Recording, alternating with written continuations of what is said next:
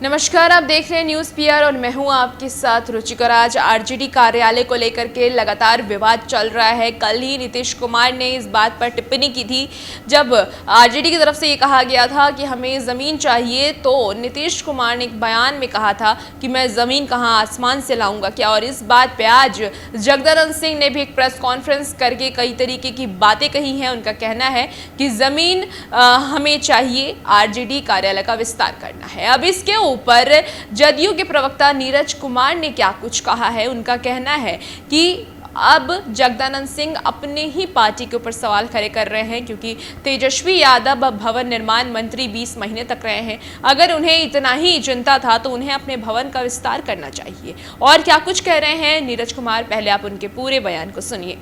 राजद कार्यालय के विस्तारीकरण के नाम पर राजनैतिक रूप से अपमानित होने पर जगता बाबू ने तेजस्वी यादव के योग्यता पर अपरोक्ष रूप से उठाया सवाल।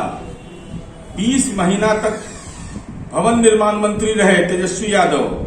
दल के विधायकों की संख्या ज्यादा थी, लेकिन ज्ञान नहीं था कि अपने पार्टी कार्यालय के विस्तार की भी चिंता करते।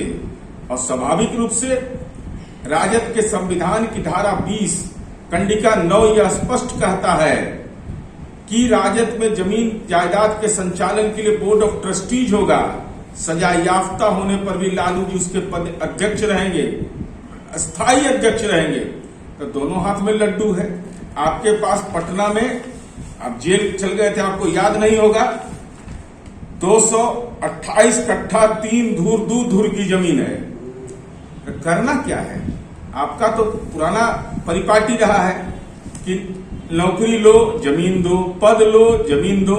तो ऐसे में एक ही काम करना है, इस संपत्ति को ट्रस्ट के अधीन कर दीजिए। अस्थायी अध्यक्ष आप ही हैं, और उस पर पार्टी के साथियों को कहिए कि भाई दान दो टिकट पाओ, दान दो, आर्थिक दान दो टिकट पाओ।